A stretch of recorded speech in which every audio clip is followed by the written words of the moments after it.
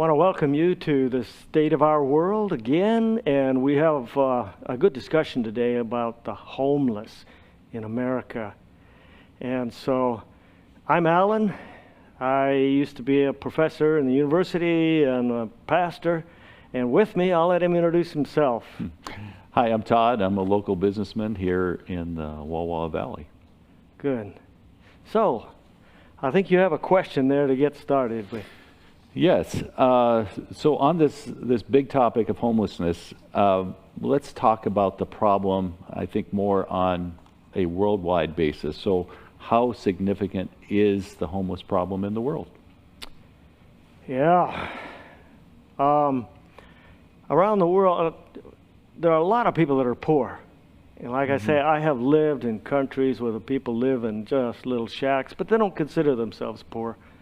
But you get into Europe, and the countries that have the biggest safety net or social program, you know, taking the biggest part of the GDP for social programs, Yeah. I think one of those is France. I think it's the second. Finland would be number one. But France, they're saying that even in Paris, they've had just increase of homelessness just recently. And just this last year or so, it's increased about 8%. Now, I was shocked because I was going into Paris one time, and going from the airport into Paris, there were homeless people along the road, and under the bypasses, you know, I could see homeless people set up in there, and I thought, wow, you know, here in Paris? Yeah. You'd think a place that is high on tourism, you know, kind of the pinnacle of the European arena, you know? Yeah. So very socialistic country compared to some of the others. Sure. And they say that there's about 30,000 people sleeping in the streets. That's a lot. According to Humanity Action publication, about 30,000 people out on the streets. So could I ask you a question, Alan? Hey. What, maybe to define what homelessness is, because to what standard, you know? Yeah. To the world standard, or to, you know, you mentioned a lot of these the third world countries that, you know, that consider themselves rich, you know, and yet they really don't have much of a house, maybe have a hut, you know. But maybe when we compare and contrast that with what homelessness means in the United States. Yeah, we'll do that. According to the world. Well, you know, here in the United States, if you have a family of three, it's around $24,800. That's the very poor. Yeah.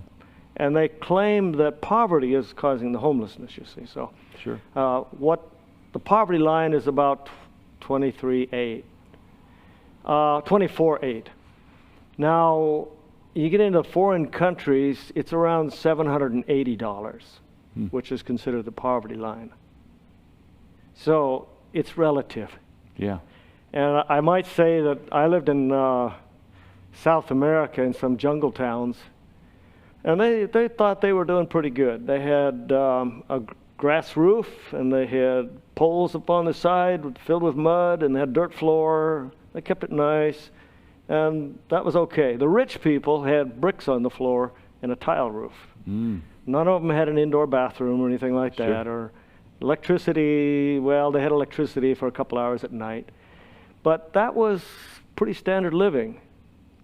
And you're asking for a comparison. I was talking to a fellow I was working with. I think we were overhauling an aircraft engine, and he was asking me some questions, and he said, you know, up there in the United States, they have poor people? And I said, yeah, they have poor people.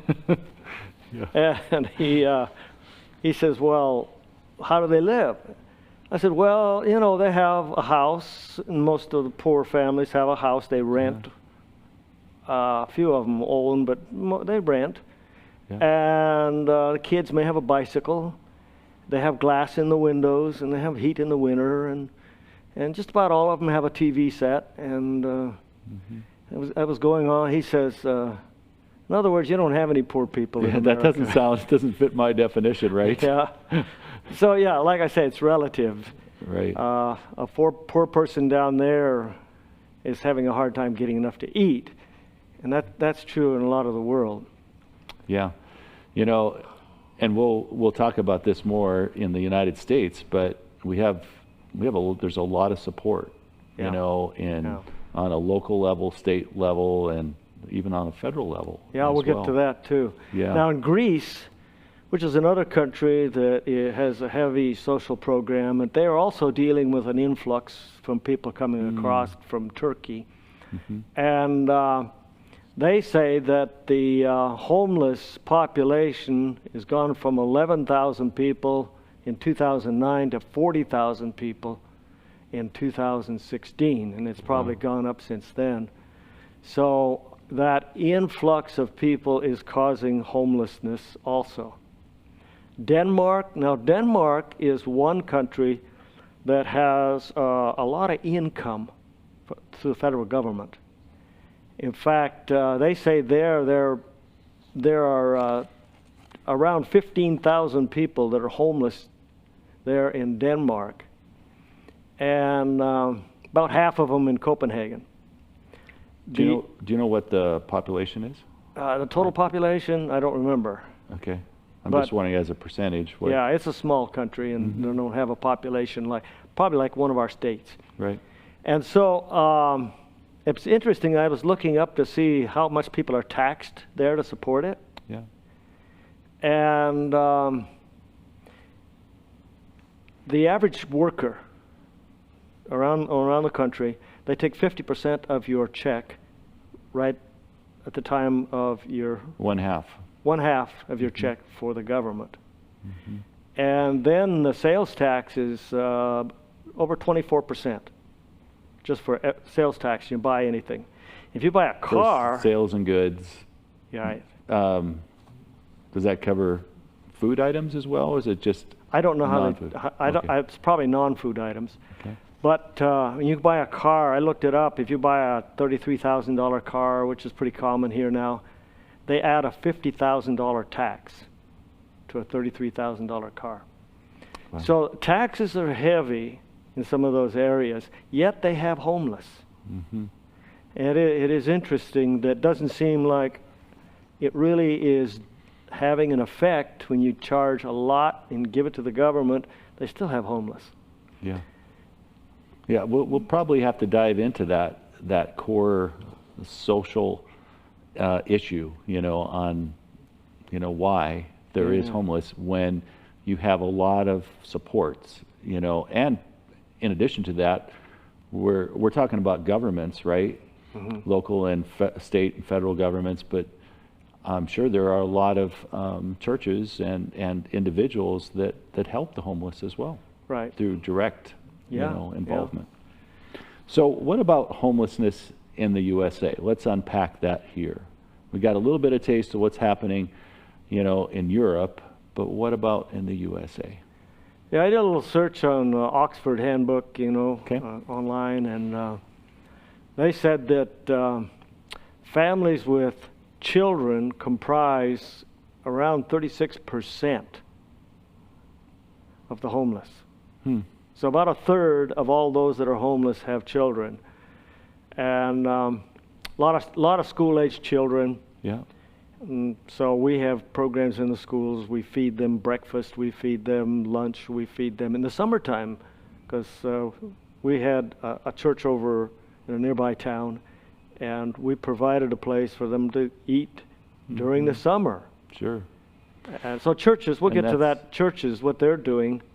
But and that's a new thing too, because I went to public school for a while, and we had a lunch that was given to us. Well, actually, it wasn't given. We had to pay for it, some of it.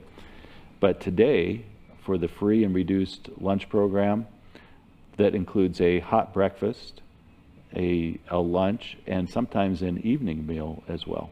Yeah. Now we talk about homelessness in the history of the country. They say that it has kind of hovered around 15% ever since 2010. And I think if you were to go way back in our history, they've had homelessness all the way along. Mm-hmm. I don't know what the percentage would be back 50, 80 years ago. Right. But there has been homelessness, probably for a different reason. I can tell you, we talk about the history in the United States. I had a friend once, and he said there were several in his family. And so during the 30s, when people were having a hard time, they had a home. It was a shack, kind of, Mm-hmm. out on the desert. And they said that they would go down and go through the dump to see what food they could find. And they said people didn't throw away a lot of food in the 30s, but they'd find some food in the dump, and they'd come it back, and they'd mix it with dog food, and they got by. They says, we got through the Depression, Mm-hmm. weren't too sad about it. They did it. They got by. Huh? Yeah, and so if you were to have that today, people would be shocked, but it was common. So we've had some poverty all the way along in our country. You know, there's another element that is interesting. You talk about young families with children, and one of the things I think about is how many of those homes are single parent homes versus dual parent homes, and what effect does that have on poverty and homelessness? Right, and you're right. I don't know what the stat is, but I think it's a very high number for single parent poverty, or that contributes to homelessness.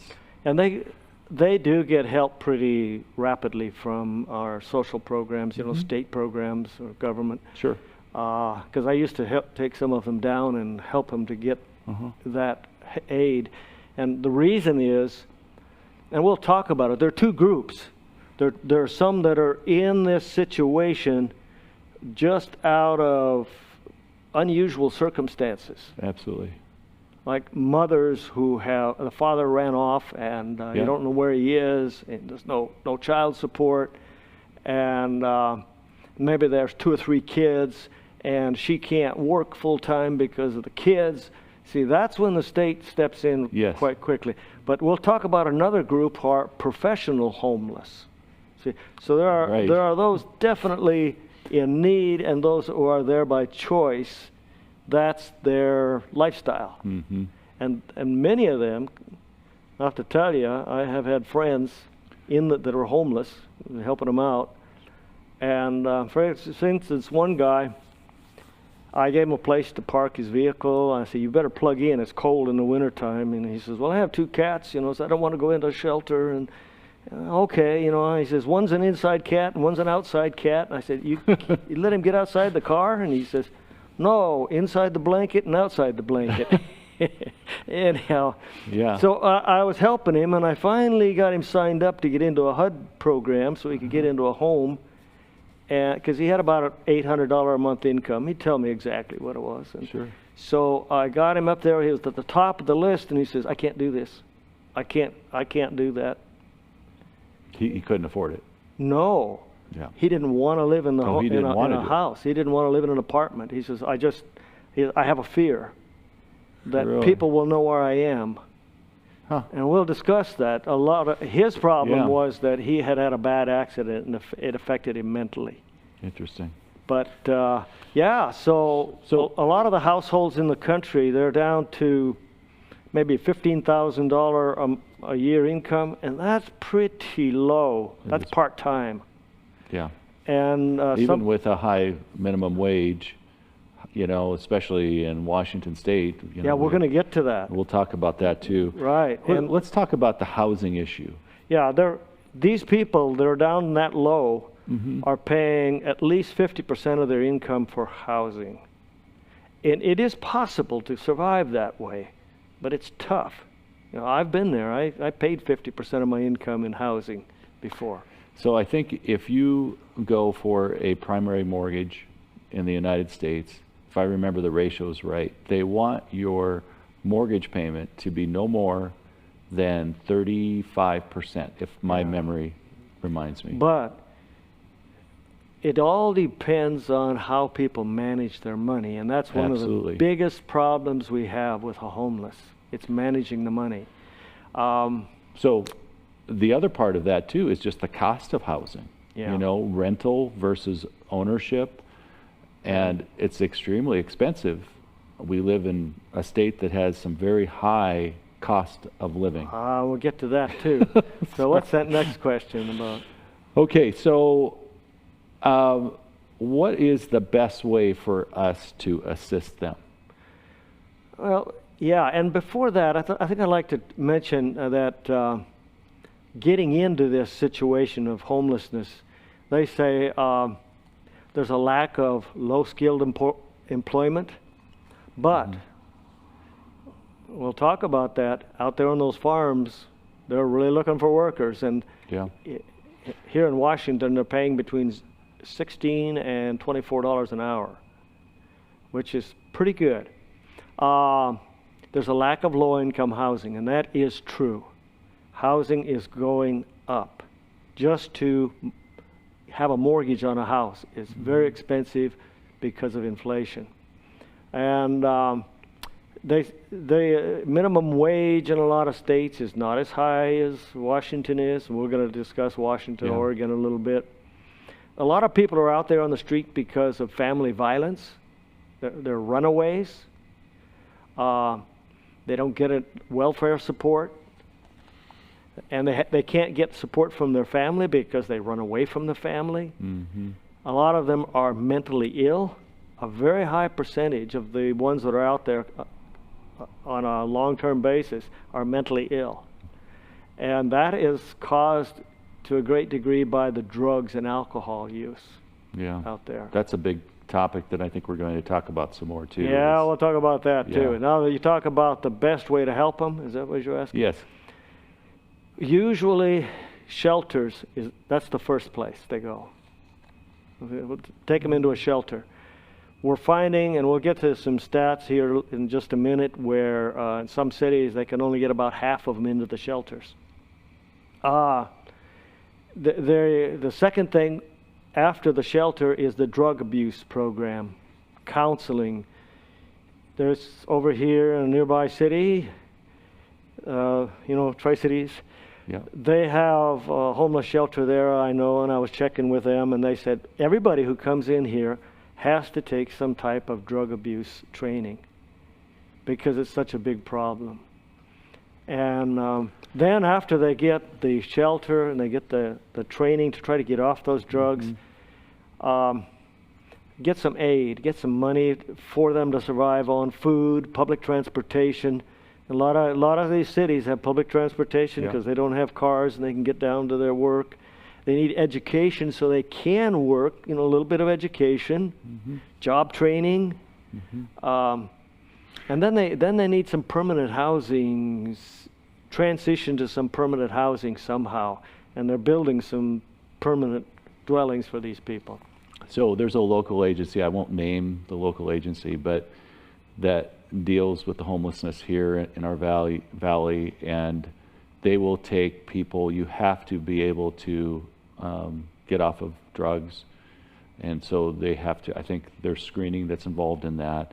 They will provide meals and the shelter, but this is like a 2 to 3 month program at a time, and this is not long term, but it's a short term.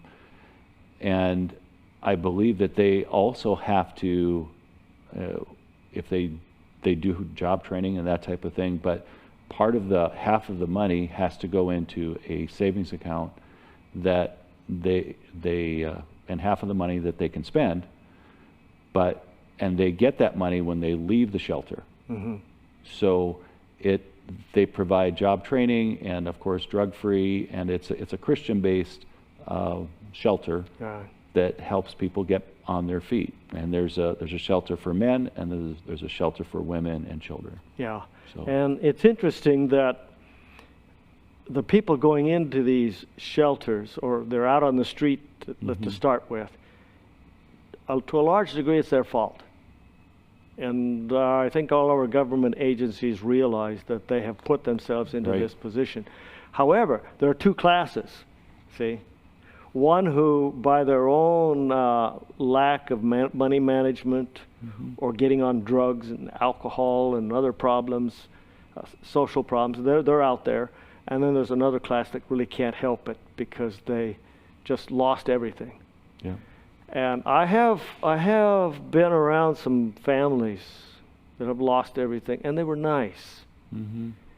I remember a family over there, and they had their tents out there and sleeping bags, and they had two or three kids, and they had a dog, and then the water came through and wet everything, so they put it up in the trees. Somebody come and stole their stuff. Yeah. And it's hard to imagine. Yeah, and I said, well, I'll tell you what, we have a place down here where you can get help, and I'll take you down there. He says, no, we have a dog, and we don't want him to hurt your car, so we'll walk. And I realized, these people really deserve some help. Yeah. And then there's the other kind too. So there are two classes of people.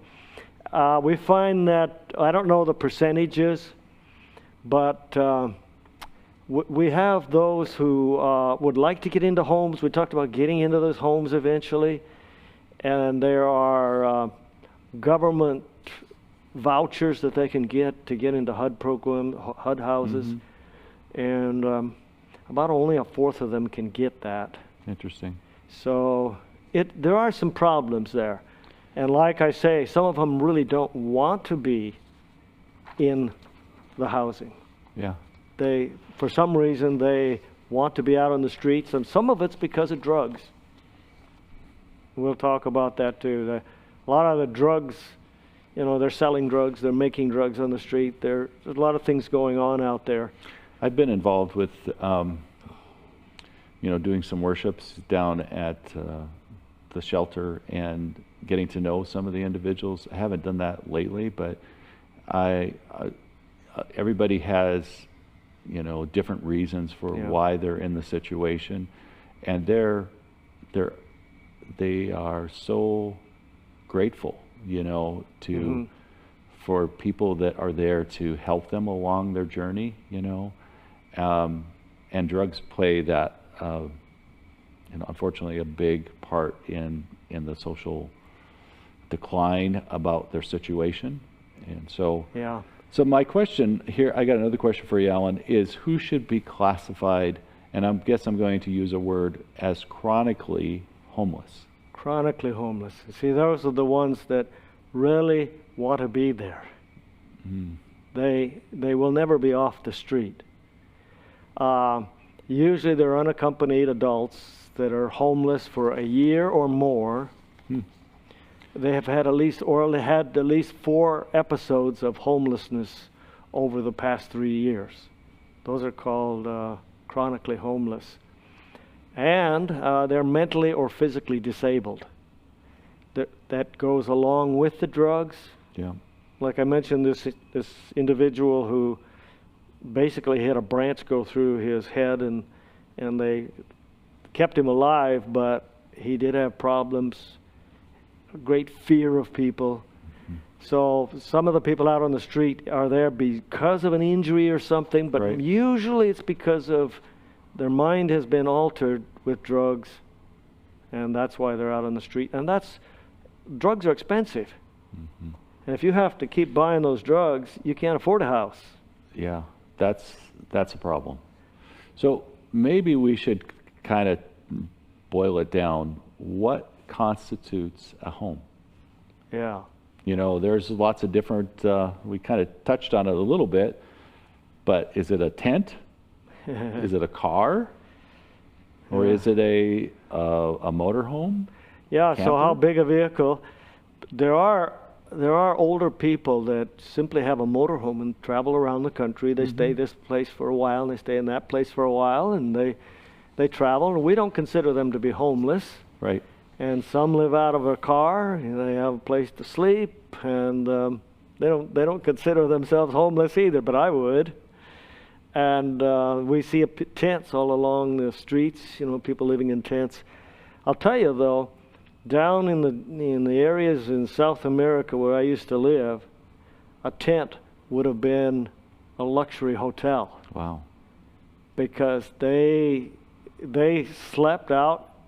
Some of them had a net that they put over their hammock or sleeping on the floor. I remember going to a place once to visit a family, and I had to stay overnight, and they gave me the best they had. A little piece of cloth like this to put my head on and lay down on the dirt floor. That's That's the best they had. Wow. So, yeah, it varies. So I remember during COVID, you would go to Portland or Seattle areas, and it really shocked me because under the interstates, under the bridges, alongside the river, just, you know, tents, shelters that were made out of crates, just anything that they could do, and it was all lined up, and it was astonishing to see the level of homelessness and why, you know, we live in a northern climate in the Pacific Northwest, and it rains a lot in Portland, and it's really cold and damp, and it's not pleasant to live, especially during the winter time. Yeah. Well, going along with that, up in Seattle and Portland have the same problem. And in Seattle, I did a little study, and they found almost 1,200 people experiencing homelessness on one night in January. Now, of that, 53% were sheltered, and the rest unsheltered. That is tough. Of course, along the coast there, they don't quite get as cold as inland. Right. But it can rain, like you say. It can be very cold. Washington also has the problem of home prices going up quickly. And they're rising very rapidly. Probably more than any other state in the country. And I think I heard that stat somewhere. Do you remember what the ranking is? And just yeah, I heard that it's the top. And one out of the 5 that are the most expensive states for purchasing a home. 1 out of 5. Yeah. Okay. So it's among the top 5 for purchasing. And so, like I say, this inflation we've had recently has affected things a lot in that respect.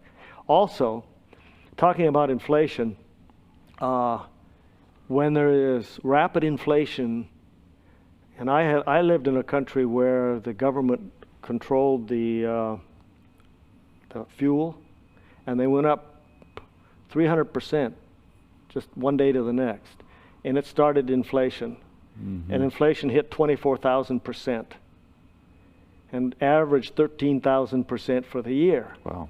Well, what happens when inflation is going up rapidly is, you know, a lot of the rich people, they own lands, they own companies or part of companies, stocks, and that all goes up too. But the poor guy working, his wages are not going to go up that quickly. So they are the ones that suffer most. They get squeezed right in the middle. Right. They suffer the most when there's rapid inflation. So they say that Seattle is increasing rent. It's the fastest in the nation. And rent's just going sky high. So there's one stat here that maybe we didn't talk about, but how many in Washington State are homeless? I think I have it in my notes here. Yeah, read that. So I have it as 25,000 in Washington State alone. That seems like a big number to me. Yeah. And, you know, like I say, it may not be the same as poverty in other countries, but it is a high number, and you have to ask yourself why. Right. Like I say, some of it is the fault of the people that are out there, and some of it is because they have unusual circumstances they can't get out of.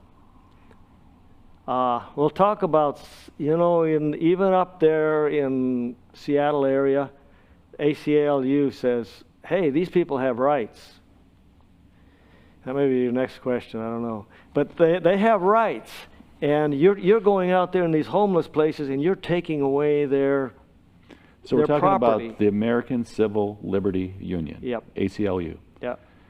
And whose rights? Are we talking about homeowners' rights, or are we talking about squatters' rights? And yeah, and we have some other problems in the cities. They'll squat down on the city streets, and the businesses down there can't operate. Yeah. Because there are all these people out in front, nobody wants to come around. And you have to realize, and we'll get into some of that too, that where you have large homeless groups in the cities, there's high crime there. Yeah. Because if they're on drugs and they have to go out and get enough money for those drugs, there is crime. We saw a lot of that happen, and that was on the national news, even in Portland, about the downtown district. Homelessness came in, as well as a lot of violence. A lot of the small businesses just had to close up shop because of that. And so, and it's interesting, some of these cities, what they're doing. For example, we were talking about Seattle. Seattle has spent, they're spending $50 million on some housing up there. And they're making some high rises. This is the city we're talking about. Yeah, the city. Yeah. And these people have views of the Space Needle and parks, and these are homeless they're going to put in there. And it's costing about $305,000 per unit. Wow. Yeah, most of our homes are probably not even that much, but that's what it's costing per unit to put the homeless in there, but they can't get them all off the street still. And as you do that, they're going to come from all over the country. You look to say, hey, man, look what we can get in Seattle if we go up there. Right. So you just get more. And of course, the question that I come up with from a business perspective is, and I hope this doesn't sound harsh, but where does that money come from? Yeah, has to come from taxes somewhere. Taxes. Right? They have to raise taxes. So yeah, go ahead. No, I was just going to dig into to Washington State. As far as the wages and right. What is the minimum wage? And by the way, what is a minimum wage? What do you think, Alan? I have my own opinion, but why was the minimum wage started in the first place? For these reasons. People were having a hard time surviving. Is it supposed to be a living wage, or, I mean, by default, it's supposed to be the minimum threshold, and as you develop skills, it's supposed to be, it was never meant to be a living wage. Let's take a look at that. Okay. Here in the state of Washington, you ask, I'm putting up on the screen a picture of the minimum wage in the state of Washington is $15.74 an hour. That comes to $2,727 per month. Okay. $32,500 per year. So then I came up with what family expenses might be for a single person. And housing, let's say $1,000 a month, at least in our area. That's about what you have to pay. Yeah. Food, maybe $600 a month. And you can do better if you buy bags of beans and rice and fruit by the box. Choices. If people make right choices, but they don't always make the right choice either, on buying quality food. Yeah, a lot of them want to go to McDonald's. That's right. Yeah. And clothing, about $25 a month maybe. And transportation, $40 a month for gas and a little repair. And utilities, I figure $120 a month. A small home. That's about what my home is.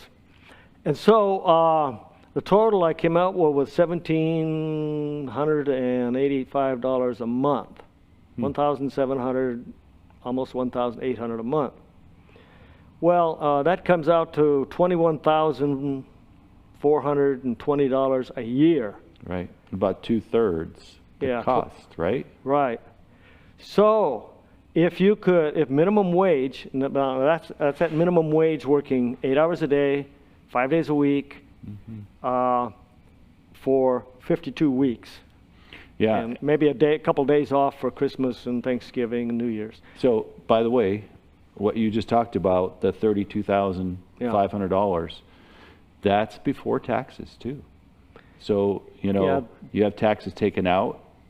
Well, we don't have if they do their shopping in Oregon, they won't have the sales taxes. No, I'm not talking about sales tax, but I'm talking about the Social Security and that goes, you know, back to the government. There is a little bit. And, you know, different taxes that just because you make $32,000 does not mean that's the take-home wage. You might only get, you know, $28,000. Yeah, if you get down to about $15,000, there's no tax, no government tax. No, but there's still Social Security tax. Yeah, well, and then you get to if you're looking at the people paying taxes, the lower half of the earners in the country, from lower 50%, they pay 2.3% of the taxes in the country.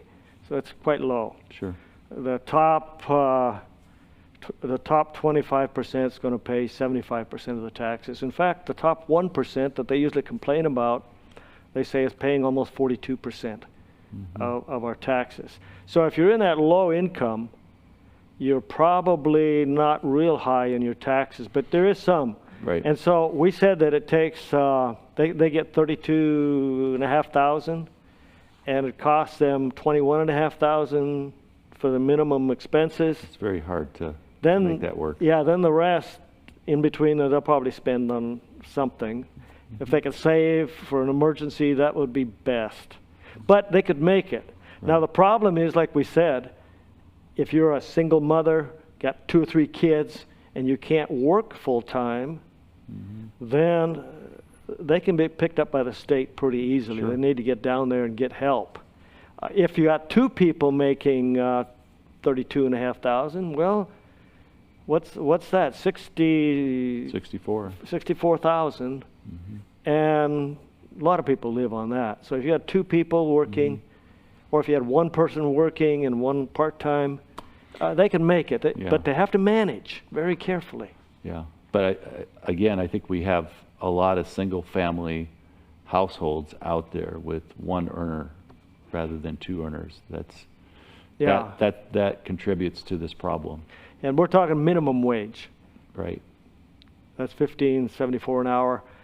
Out on the farms around here, I did some checking, and they pay between $16 and $24 an hour. And they're looking for help. I asked one of the kids, I said, why is it that nobody get work, but the farms are out there just crying for people to come out and help? And the little 7th grader in the front row said, people are lazy. I didn't say anything more.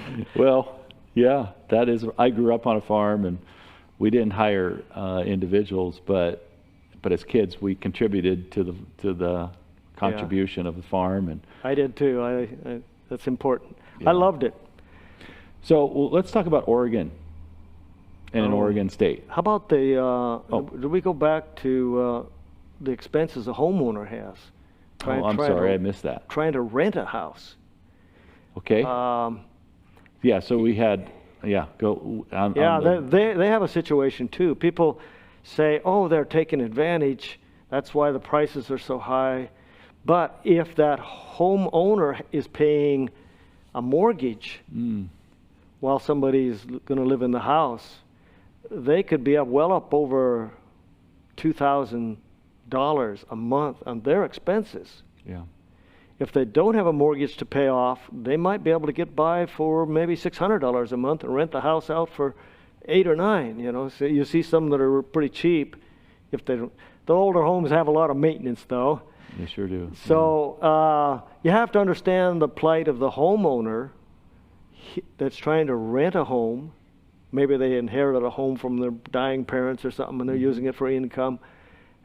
If there was a mortgage on that property, it is, and the taxes can be pretty high. Yeah, and of course, about $400 or $500 a month. Since we have high inflation, we also have high interest rates, and in order to get a mortgage, where we used to be paying 4%, now we're 7 plus, 6%, 6 to 7, depends where you're at, and that cost of home ownership is going right out to interest. So that doesn't help. No. So you want to talk about Oregon now? Yeah, let's Okay. go for that. So we talked about Washington. So what's the number in Oregon? Do you know? Well, in Portland, they say it's around 18,000. Okay. And Just in Portland? yeah, a lot. Uh-huh. That's a lot. That's the biggest city down there. They recently have decriminalized public camping, they call it. They said, we want a bill that says they have the right to rest. Right to Rest Act, they call it. Okay.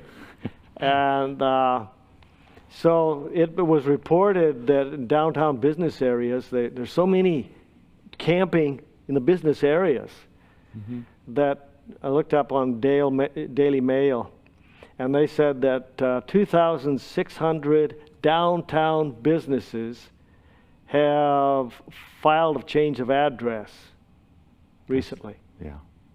2,600 businesses. That's hard to imagine. They've pulled out Walmart. They've pulled out some of the big stores in the downtown areas. Yeah, that made national news as far as Walmart even closing its doors in the Portland area or in the process of closing.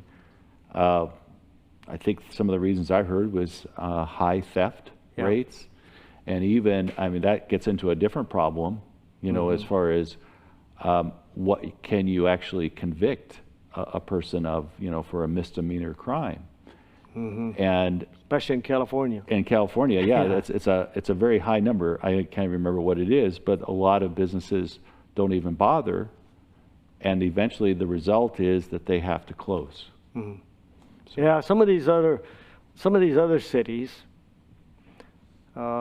you may have an observation there. So, like Chicago, Yeah. Los Angeles, New York City.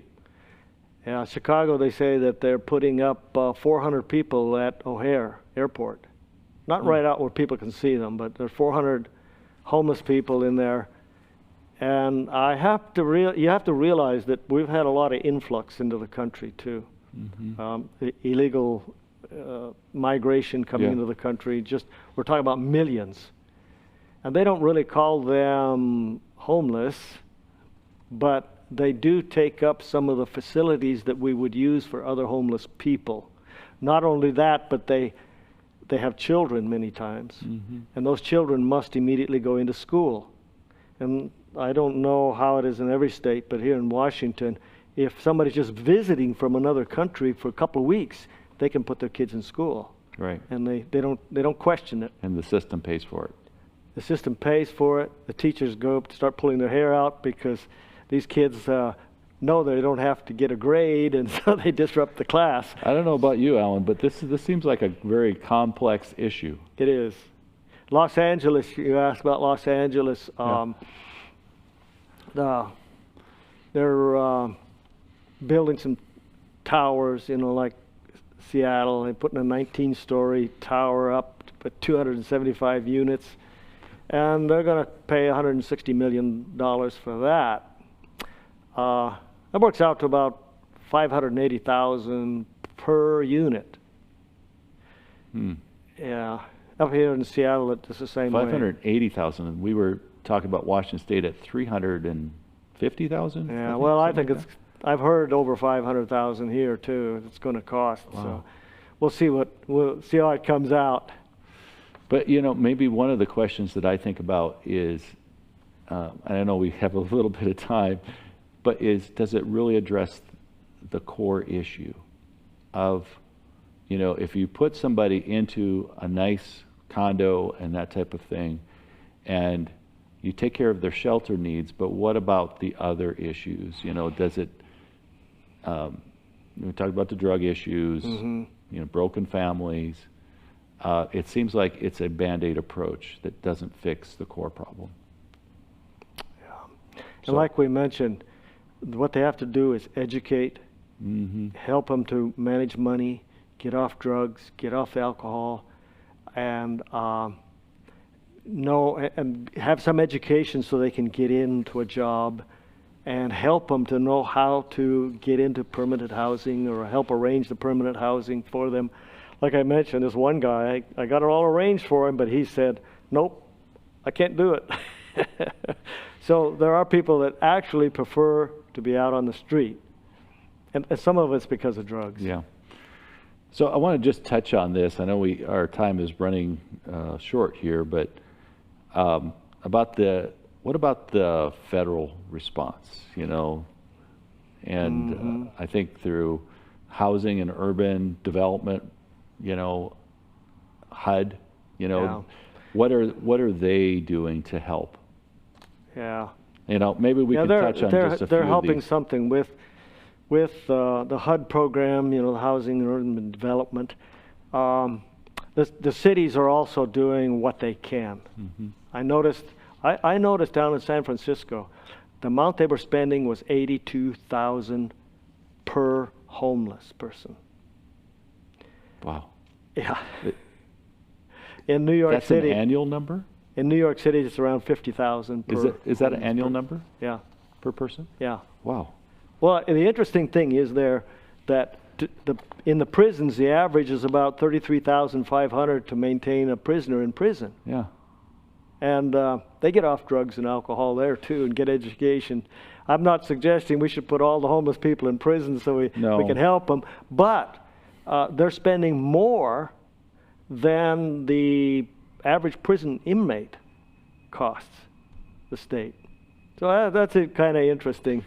This doesn't seem like this is sustainable.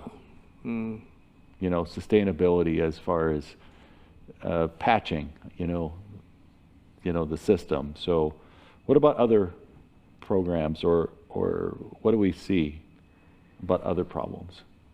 Well, they find that the majority, and I'm going into the U.S. Department of Housing and Urban Development now. They made a report to Congress and said the biggest problem is drugs, mental illness and drugs. They said 257,000 people who were homeless had a severe illness or chronic substance abuse issue. And so that's right there. It's complicated. Yeah. It's complicated. Now, they asked the question, are they into the homeless because of the drugs? Do they have homelessness because of drugs? Or are they out there by other circumstances and the drugs take away the depression that they get into drug because they have the homeless problem? And so nobody really knows for sure what's causing or how much is which. But I think it goes both ways. Yeah. And we also are in Washington and Oregon, we're in two states that have legalized marijuana. Yeah. And the social problems that creates with what we call recreational uses. Yeah. That I'm sure are a part of this as well, and that come back in the form of social problems. Yeah. Social housing and social, basically putting in, what are states doing to address the core issue, I guess is what I think about. Yeah, and it is serious. At least a third are into drugs, heavily into drugs, and that's why they're out there. Even the drugs that are available, so I've heard, that marijuana, the potency of the drug today versus what it was, 20, 30, 40 years ago, and vastly different. And they say it's not habit forming, but anything that makes you feel good is going to be habit forming for people. And it does lead some to harder drugs. Okay. So we've talked about the problem, but maybe what we should finish on is, what does the Bible say about homeless and how we as Christians should be there to help? Okay. You have something written down there? I do. Let's take the first text here in Deuteronomy 15, verse 11. Is that? Yeah. Okay. Do you want me to read it? Sure. Okay. It says, "For the poor will never cease from the land. Therefore, I command you, saying, you shall open your hand wide to your brother to your poor and your needy in your land. Right. That was way back there, but they had the same problem. Mm-hmm. And they had people in debt. A lot of times they had to work their way out of debt. They were called slaves or servants because they put themselves in debt and they were working it off. At least in the Hebrew culture. Right. They weren't allowed to enslave each other there. James 1, there it says, pure and undefiled religion before God and the Father is this, to visit orphans and widows in their trouble and to keep oneself unspotted from the world. So the widows and orphans were often on their mind. Mm-hmm. Other people, they kind of expected them to work. And, we were just talking about this text a little bit. yeah, I think I have that here. Do you have that? That's by Paul in 2 Thessalonians? 2 Thessalonians. Mm-hmm. Would I lose it? 3, verse 10. Yeah, 2 Thessalonians 3, verse 10. And it says, for even when we were with you, we commanded you this, if anyone will not work, neither shall he eat. Hmm. In other words, you don't need to work, you don't need to eat. Everybody needs to eat, therefore everybody needs to work. Who can work, that is. Who can work, yeah. And they often would then talk about the widows and orphans and how it's your obligation to take care of them because there was no working person in the family. Yeah. I think about Dorcas, Yeah. and how she was very committed, to taking care of the poor. Mm-hmm. And you got a text there in Luke too, don't you? I do. Luke 14, verses 13 and 14.